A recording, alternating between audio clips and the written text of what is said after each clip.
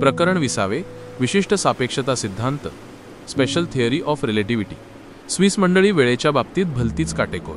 त्यांची घड्याळ कधी घाईगडबडीत पुढे जात नाहीत की कधी आळसावत मागे रेंगाळत नाहीत। प्रत्येक सेकंद कसा अगदी जागच्या जागी। आइन्स्टाईनचं बर्नमधलं ऑफिस जिथे होतं त्या मुख्य चौकातल्या भल्या मोठ्या घड्याळाचे ठोकेही असे सेकंदाचा पक्का हिशेब राखून असायचे। बर्नमधल्या सगळ्या घड्याळांच्या वेळा ह्या मोठ्या घड्याळाबरोबर जुळवण्याची योजना त्या काळात आखली जात होती आणि नेमक्या याच काळामध्ये आइन्स्टाईनला मात्र वेळेच्या ठामपणाची खात्री वाटेनाशी झाली होती। घड्याळाचे काटे काही का सांगेनात, पण आत्ता मी इथे माझ्या ऑफिसच्या टेबलवर बसून या पेटंटच्या अर्जावर शिक्के मारतोय। दूर बसलेला बेसो खाली पडलेला कागद उचलायला आत्ताच खाली वाकलाय।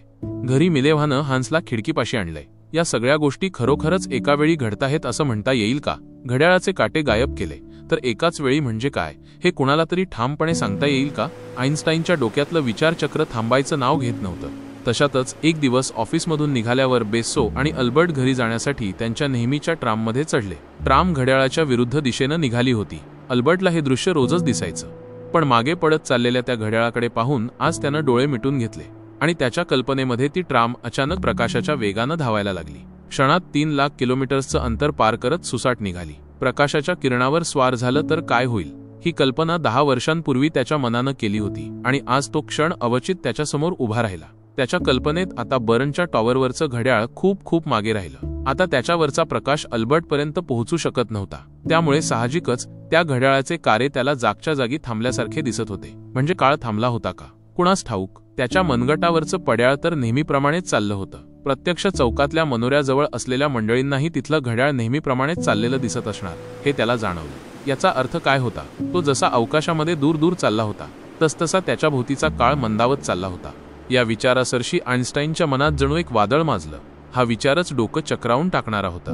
न्यूटनच्या सर्वमान्य नियमांनुसार काळ आणि अवकाश ही परिमाणं निरपेक्ष ॲब्सोल्यूट म्हणजे कोणत्याही परिस्थितीमध्ये जराही न बदलणारी होती, तर दुसऱ्या बाजूला प्रकाशाचा वेग सर्व काळ सर्व परिस्थितीमध्ये सारखाच असल्याचं मॅक्सवेलनं आपल्या प्रयोगांमधून सिद्ध केलं होतं। आपापल्या जागी ठाम असलेल्या या सिद्धांतांनी उभा केलेला पेच सोडवायचा तर आता भौतिकशास्त्रामध्ये रूढ झालेल्या नियमांनाच प्रश्न विचारायला हवेत हे आइन्स्टाईनला कळून चुकलं।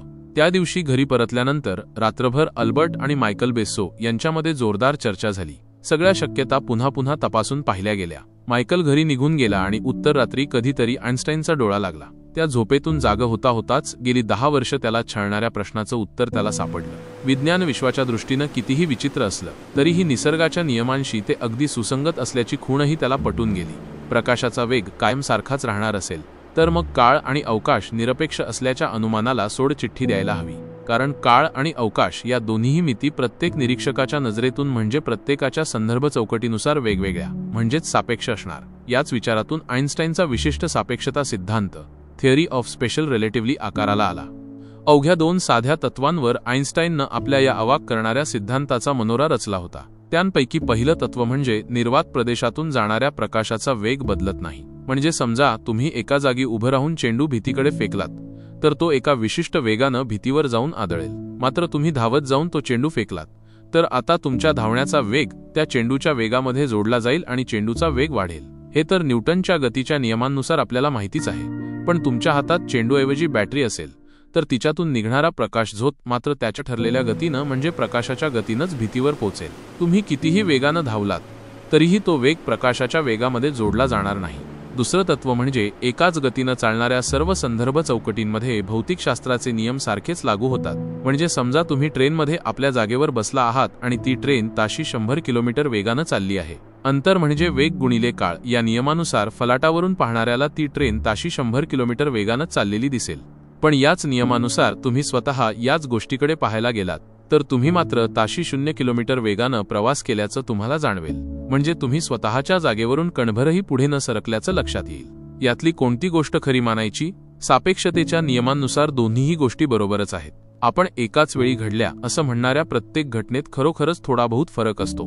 हा फरक आपल्याला कधीही जाणवू शकत नाही, कारण आपण काही आइन्स्टाईनच्या त्या प्रकाश वेगानं चालणाऱ्या गाडीत रोज बसत नाही। आपल्या रोजच्या जगण्यासाठी न्यूटनचे जुनेच नियम अगदी व्यवस्थित काम करतात, पण जेव्हा एखादा पदार्थ प्रकाश वेगानं प्रवास करायला लागतो तेव्हा मात्र सगळीच गणितं बदलून जातात।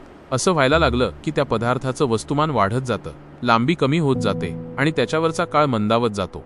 त्या वस्तूला तुम्ही एखादं घड्याळ बांधलंत तर त्याचे काटे पृथ्वीवर उभ्या असलेल्या माणसाच्या हातावरच्या घड्याळापेक्षा हळू चालतील, असं आईन्स्टाईननं सखोल गणिती समीकरणं मांडून सिद्ध केलं. कोणत्याही प्रयोगशाळेत ही गोष्ट तपासून पाहता येणं शक्य नव्हतं, पण फिजिक्समधल्या पूर्वसुरींनी मांडलेल्या सिद्धांतांच्या मननचिंतनातून आणि आपल्या कल्पनाशक्तीच्या बळावर आईन्स्टाईननं त्या सिद्धांतांचे निरनिराळे तुकडे जोडत हे असामान्य तत्व मांडलं.